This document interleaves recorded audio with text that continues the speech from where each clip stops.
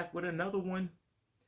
So today we will be reviewing a video by Dr. Umar Johnson on why many black women are single.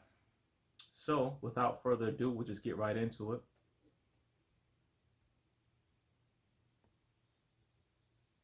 On your way in, please hit the like and subscribe button. The like button does help the algorithms for YouTube to keep the videos circulating and to let the people know that the content is fire. So please hit the like button on your way in. It's the equivalent for myself of wiping your feet when you come in or taking your shoes off. So please do me that favor. If you want, you can watch the entire video and then press the like button at the end. So without any further ado, let's get into what is being said. It's the swag factor. You guys will take the swag factor and put that at the top of the list. And a brother over here who has no swag, but would have been a perfect mate, is overlooked for a brother over here who didn't really have everything you desired, but he had the swag. What do you recommend for women right now, like such as myself, who are, have their own job, their own home, and are not married yet? Like, what do you recommend for us? It's tough on our women because of the war against black men. There's not enough able-bodied men to go around. I believe, according to the most recent census data, if you married every able-bodied black man to a black woman in America, there would still be approximately 2 million black women without a husband. 2 million. That's a lot of people. Okay. And that doesn't include the men who are incarcerated. So once you account for incarceration, that 2 million easily creeps up to about 3 million black women who will not have a mate. Number one, I think that although there's a lot more black women than men, I think black women need to understand that there's a lot of black women who a lot of men would not find desirable, which means it reduces the ratio. So for example, in Philadelphia, the ratio was like 1 black man to, I think, 8 black women. So sister might say, well, 1 to 8, what chance do I serve? Well, some of those sisters lead an alternative lifestyle. So you got to keep in mind, okay, they're trans or they're lesbian. So you knock that number down to probably 1 to 5. And then some of those women who are not married may be in a committed civil union with a man.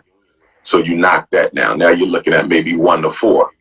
And then you have some sisters with serious mental illness, and you knock that down, and you're looking at 1 to 2. My point is, when you account for all the different variables that would make a woman not available to a man, the ratio is not as bad as it looks. Okay. But I also noticed that for black women, they tend to entertain someone in the meantime until they find what they're really looking for.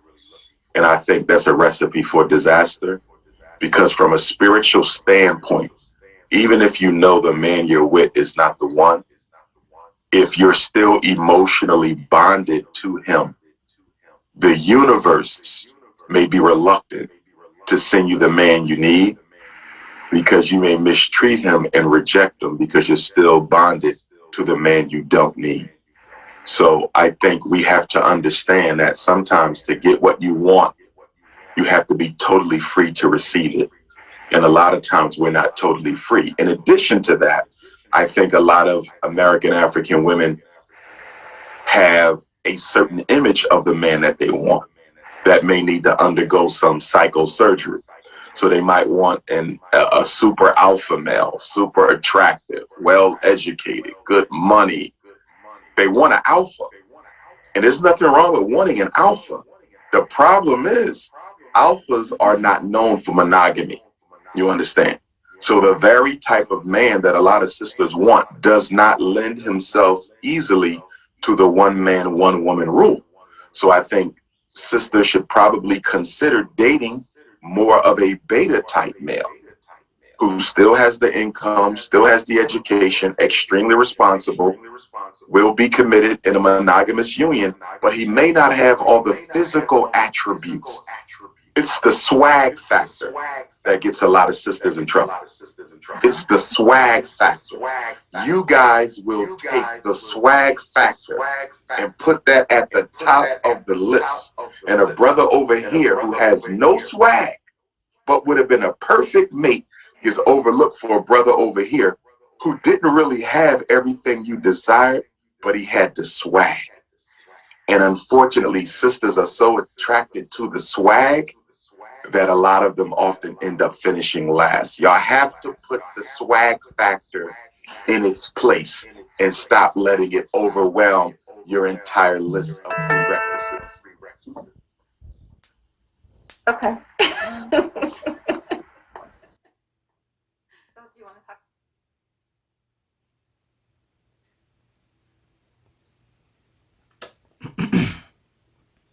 All right, so y'all heard what the brother had to say. So the Dr. Umar Johnson, a very controversial figure, but regardless of whatever you say about him, he be spitting sometimes. In fact, most of the time, I find myself agreeing with majority of the things that he says in a lot of his interviews, his public appearances. Of course, nobody's perfect, but in this instance, I would just invoke the saying, don't shoot the messenger, right? So let's get into what he said, what's on the table. He started off with, or let's actually start with the woman. She began asking the question, what would you recommend for women right now? And you can see by how she began the interaction and asked the question that she doesn't really understand what men are looking for either. Because she started with, she asked her question, what would you recommend for women? But she stated that, women who own their own house, have a job, so forth and so on.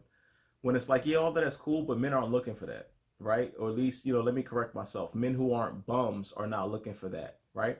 And it's also pretentious because majority of the time when men and women are quote unquote in the courting or dating phase, whatever that is nowadays, most of the time men are spending of their substance, whether it's time, whether it's money, whether it's game, whatever.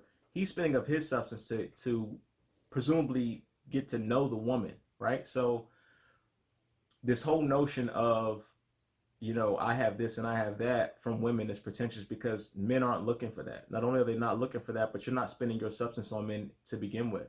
So men aren't looking for, or should I say, established men who aren't bums, aren't looking for women who have their own. I mean, that's great that you have that. That's important, but we're not looking for that. Men primarily are looking for women who are submissive, who are feminine, who are cooperative, who are pleasant to be around, and all of these intangible, most of these things intangibles, right? So men aren't even looking for that. So you can see just by how she begins by asking the question that she's already in the dark as to what men desire. So Umar starts off with the ratios of black men to black women.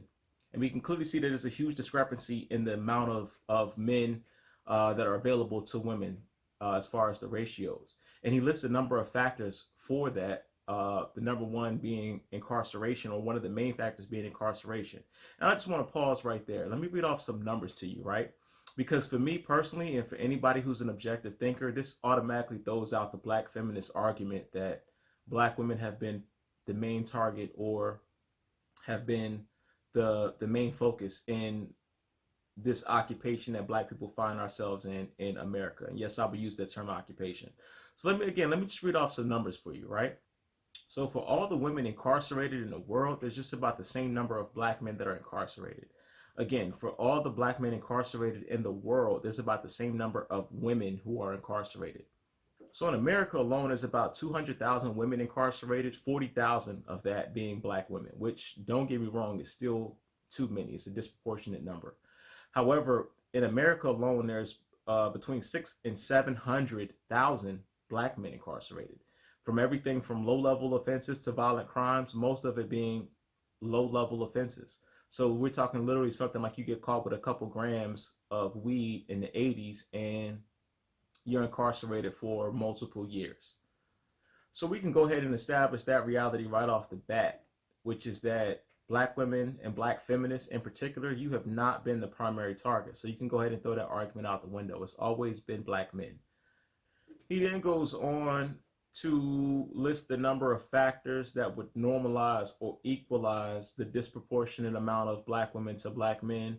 All of these factors, including alternative lifestyles, committed unions, mental illnesses, and so forth and so on, that would essentially equal or balance out the numbers, right? Then next, he talks about how black women entertain someone in the meantime, as he calls it, until they find the person that they're looking for, they find the one that they're looking for.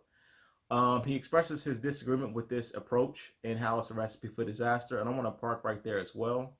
So let's dig into this a little bit as well. And for all the blue pill brothers out there, you might want to skip this part. For all the brothers that are looking for relationships, again, this may not be something that you want to hear, or it may be something that you do want to hear. I don't know. So nowadays, not only is it common for a woman to be already involved with someone when you meet her, but it should be expected. Right? I know many of you brothers think that while you're not engaging with the woman of your choice or with whoever, that she's at home crocheting, or that she's reading the Bible. This is not the case, bro. Nowadays, through the advent of social media and all of these different avenues and channels, women have multiple options. They get multiple messages inboxed on a daily basis. And not only that, but Western culture is oversaturated with sex. And so, I've suggested before that you brothers, any men watching this, that you do the social media experiment where you create a fake profile using a woman's picture of a relatively attractive woman, not, what we would consider a 10, but someone who's relatively attractive. So just the way that way you can gauge the interaction and you can understand the type of offer, solicitation, the messages that they get on a daily basis. And so in these times that we live in, where there's a plethora of options, right? It's a fast food nation. It's a hookup culture. So in these times that we live in, where there's a plethora of options, the environment that also creates for is for the inability to decide between the multitude of options that you have. Studies have already shown that the more men that a woman is romantically involved with, the more that she's unable to emotionally pair bond with one man or with one individual. And so this speaks to why many women are emotionally unavailable. They're just not available for you or to be in a long-term relationship, because those doors don't easily close. Whether we're talking about the literal door of the relationship and the access to that woman between that man, or we're talking about the metaphysical ties and the metaphysical door of the soul ties that are created when she's attached to that man. Those doors don't close easily. And a lot of times those doors for those relationships remain open. And this is the reason why a lot of men are opting to not do long-term relationships, what we call LTRs, or committed relationships. Is for that very reason. And many women are choosing not to be engaged in long-term relationships as well.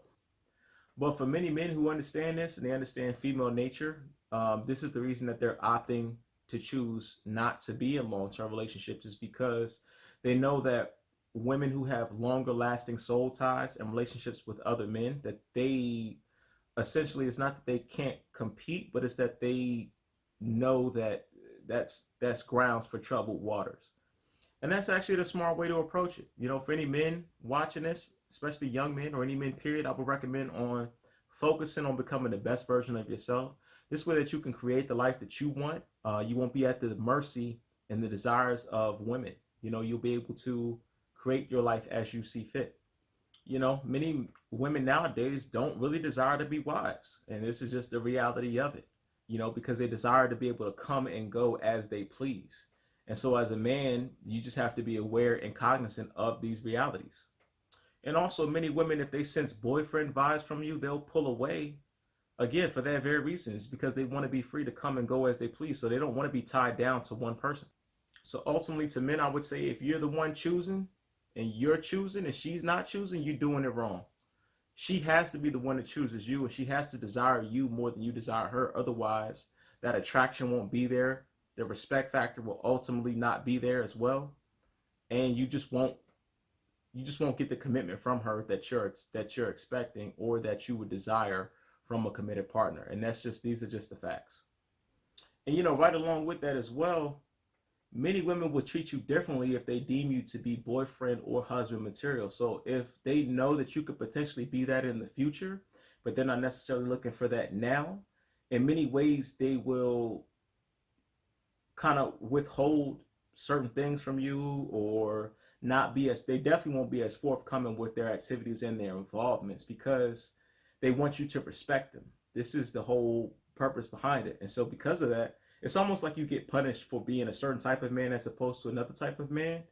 But again, as a man, it's your responsibility to be aware of these things, because trust me when I tell you that no one is going to tell you these things unless you're coming on the internet, right? And you are being privy to this information. Most people are not going to tell you. So as a man, it's just upon you to be aware and responsible for these things, to know these things. He then touches on how many women, black women especially, want an alpha type of man, and this is definitely true.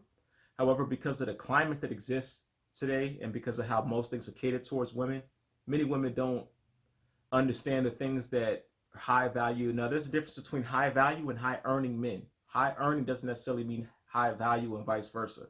But because most women want high earning men, high value men, all one and the same, and because things are catered to women nowadays, they don't really understand the things that those men desire in a counterpart, nor are they even really concerned, because an environment and a climate to where they're told everything should cater to them. It's all about what they want, and so they're not even concerned what you want as a high value man, and so that creates problems as well.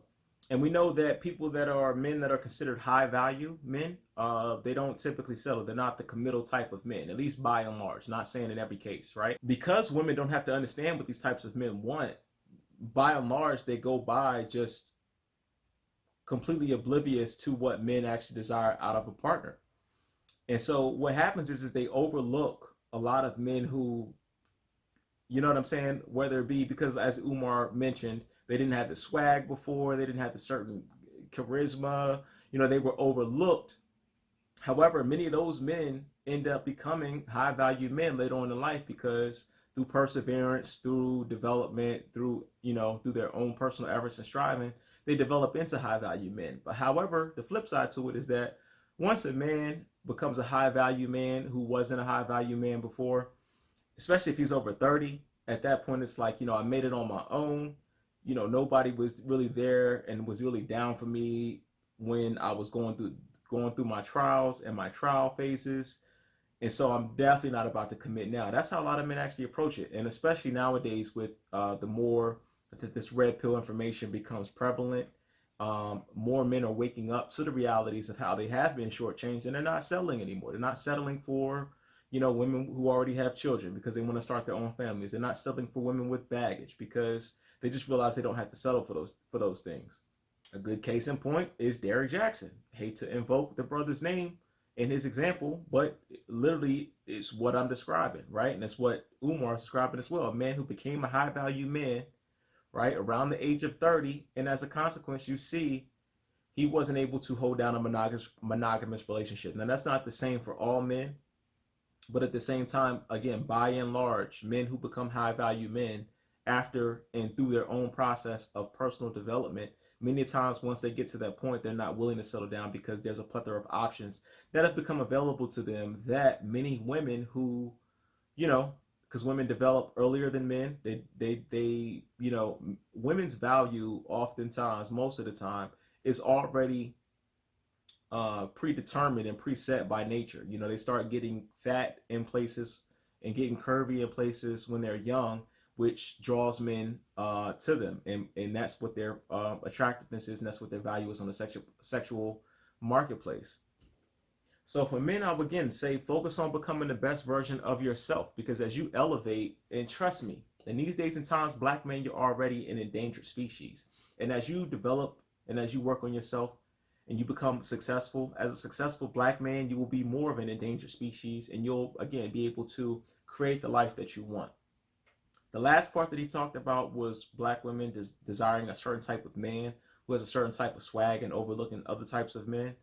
And this is also true as well. You know what I mean? We do know that black women and many women in general, but especially black women, they have a tendency to pick certain types of men, especially in their early ages and early stages.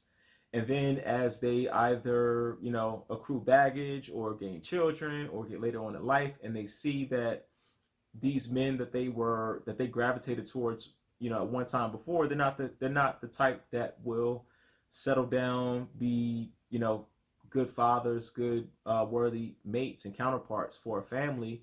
Then that's when they start to choose otherwise. But brothers, I'm here to tell you, you don't have to settle. You don't have to settle for someone who you were not their first choice.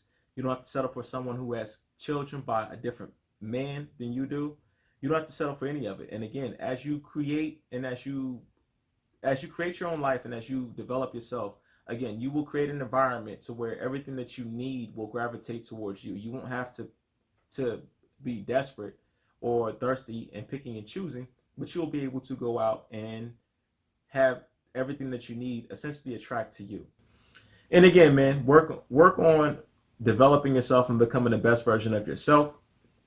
So that way everything that you need and everything that you want gravitates towards you and you're not a victim of circumstance. And that's what I had to say about the matter. So again, Dr. Umar Johnson is correct in my opinion in a lot of things that he says. So, y'all let me know what you think. You can please like, comment, subscribe, give me feedback, let me know what you think about the matter. If you want to get in touch with me, my email will be down below. And pretty much that's all I have for this topic. So until the next time, and I will see y'all again. Holla back at your boy. Peace.